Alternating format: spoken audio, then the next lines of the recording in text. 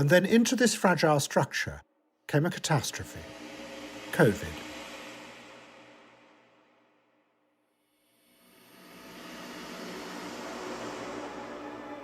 Unlike the other catastrophes of the past 20 years, like 9/11 and the economic crash of 2008, the virus was a force that came from completely outside the systems of power. But it has come at a moment when many of the old certainties of this age are already cracking. I'm gonna shoot you in your head, you understand me? Don't you move, I'm gonna shoot you in your head, you hear me?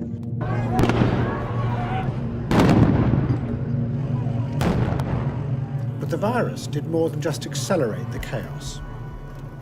It has dramatically brought into focus just how deep the inequalities in modern Western societies have gone. The millions of low-paid workers who have to keep working to prevent the societies from collapsing are at much higher risk, and those living in deprived areas are suffering much higher rates of illness and of death. Those who benefit from the system of power, it seems, are much safer than those who do not, but are also getting much richer as the markets keep rising in the pandemic. In the past, the shock of catastrophes has often led to a radical reorganization of societies. And it may be that even in the grim uncertainty of these days, that same impulse to imagine other kinds of future will emerge.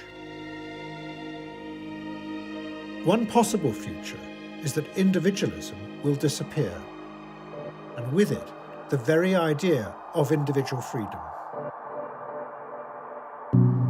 As has already begun in China, data will be gathered and used on a massive scale to predict and manage all human behaviour, in the way that the psychologist B.F. Skinner predicted.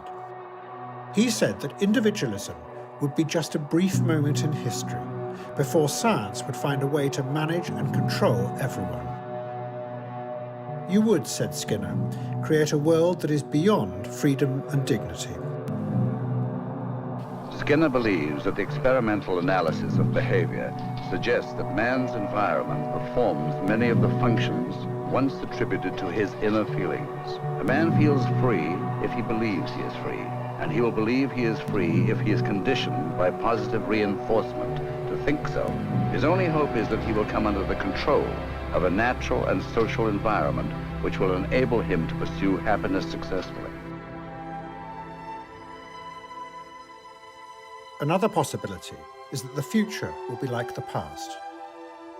Many people are hoping that with the election of Joe Biden in America, it will be possible to return to an old stability, where individualism can continue to be managed by a benign elite. But although Donald Trump is gone and the Brexit deal done, what they both revealed was that underneath Western societies there are enormous pressures building up that will not go away. While protests have broken out again in Russia. After the arrest of Alexei Navalny, tens of thousands came out onto the streets, demanding an end to the corrupt regime led by Vladimir Putin.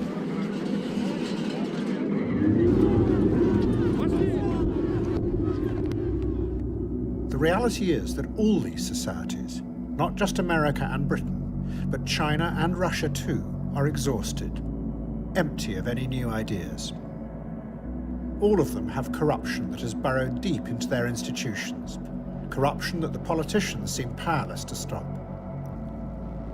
While China, which many believe is a model for the future, is underneath a society not only riddled with corruption, but its growth is declining far more than the official figures reveal, while its population is rapidly aging. Far from being an alternative future, China may well be yet another old, decaying society that relies on a powerful surveillance system to maintain its power, because it too has no other vision of the future.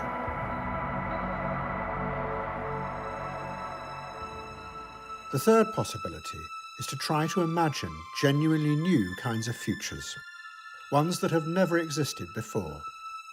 But to do that, we as individuals will have to regain the confidence that we have lost in this frightened and uncertain time. But already the psychological theories that tell us we are weak and manipulable are cracking.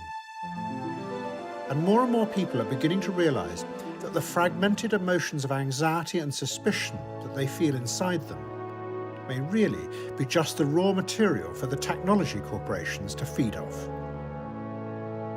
It may be that we are really far stronger than we think.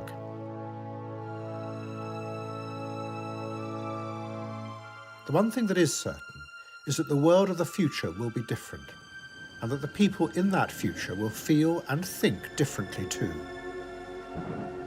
If we can regain our confidence, we will find that we have the power to influence how that future turns out. And as a first step, we have to start imagining what kind of future it is we want to build. The anthropologist and activist David Graeber, who died last year, described the forgotten idea that is waiting to be rediscovered, and how thrilling it could be. The ultimate hidden truth of the world, he wrote, is that it is something we make, and could just as easily make differently.